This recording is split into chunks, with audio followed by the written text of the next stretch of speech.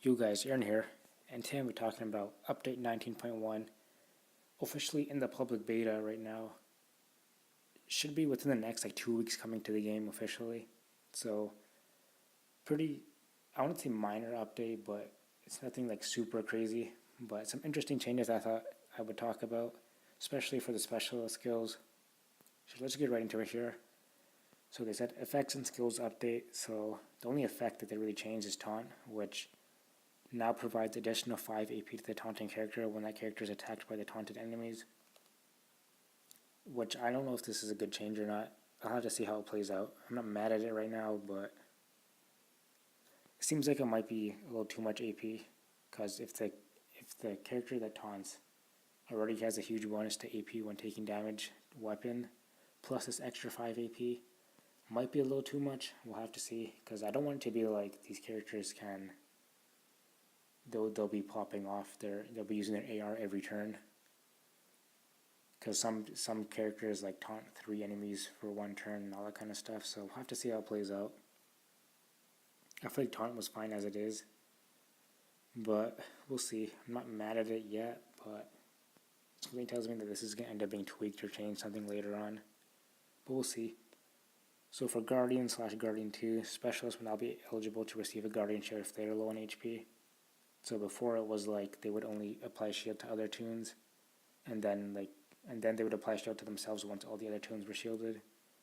But now it's just the lowest HP tune, including the shield, including the Guardian. I mean, I think that makes sense. Not a bad change. I don't mind it.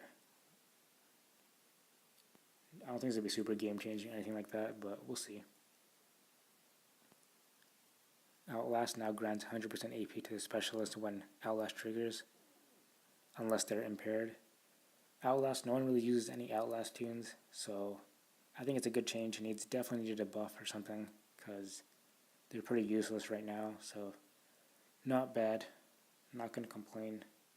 On an attack, this could be interesting though, because if your Outlast tune dies, which I think mostly Outlast tunes are heavy attack base, so they'll probably end up dying, most likely, unless you're just facing a straight defense team with all high defense and high HP tunes. So on attack it might be useful, especially paired up with a revive tune. Could be interesting to see. But they'll definitely have to release some new tunes, because I think the Outlast tunes that exist right now aren't that good. So for neutralize, they increased the requirement for the impair has been reduced from 90% to 80%. So it makes it easier for neutralize to trigger. I didn't think neutralize really needs to be changed. I thought it was fine before. I don't think it's going to make that huge of a difference, so I'm not really mad at it. Kind of whatever. So tenacity will now trigger if the character takes fatal damage at 20% or more HP. Before it used to be 10% or more HP. So I don't know, kind of whatever. No one really uses tenacity tunes that much. I think the only tenacity tune people use is that 5-star Kate, and they only use her on attack because she gives that 50% attack buff and she heals. But other than that, I think there's no really good 6-star tenacity tunes. I think there's that one healer. I think she's the tough healer that has 58 AR or AP. I forgot what her name is though, but I think she has tenacity. She's not horrible. Anyways, on to Cutthroat. Instead of 30% extra damage, it gets 50% bonus damage. Not a bad change, I don't mind it. Definitely needed a buff, because really no one used it. Kind of whatever. Doesn't matter too much. I don't think it will, at least. I don't think it'll make a huge difference. For lifesteal, I think this is probably the best update, or the best upgraded specialist out of this list. Because before lifesteal was only, you would gain 20%, the character would gain 20% HP when they landed the killing blow on an enemy. But now it's changed to they'll gain 15% HP when they perform a critical hit.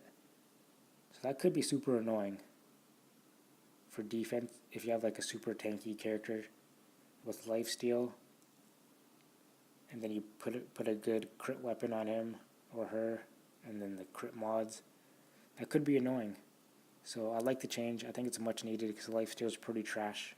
Like, it's probably one of the worst specialist skills in the game for this, but that's a good change. I really like it. So onto the AI update. So they basically just made AI better.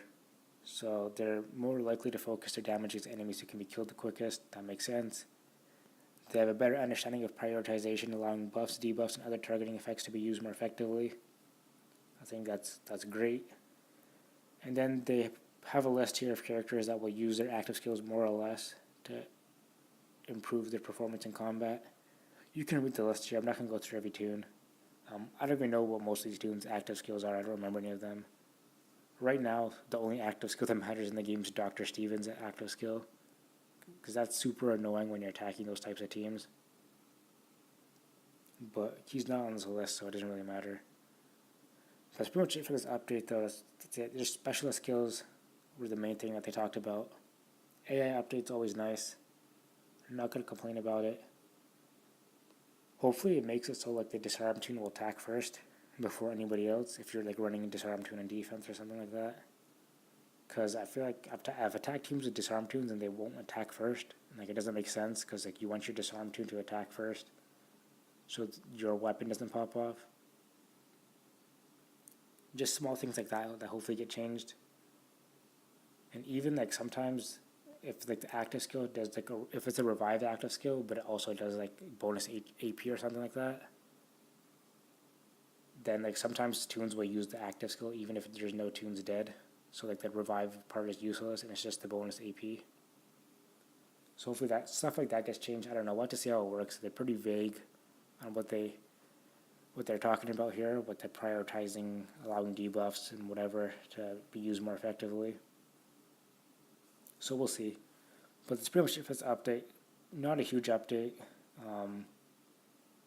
Some nice changes, I'd say. I don't think anything's going to be too game changing. The only thing I'm worried about is the taunt thing. I feel like that could be super annoying with some toons. We'll have to wait and see. And also, lifesteal could be annoying once they start releasing new, more powerful, overpowered lifesteal toons. But we'll have to wait and see. Hope you guys enjoyed. Thanks for watching. Let me know what you guys think in the comments. Is there any special skills that you think shouldn't have been changed, or do you want to be changed that weren't mentioned here? Let me know. Hope you guys enjoyed. Thanks for watching. Peace.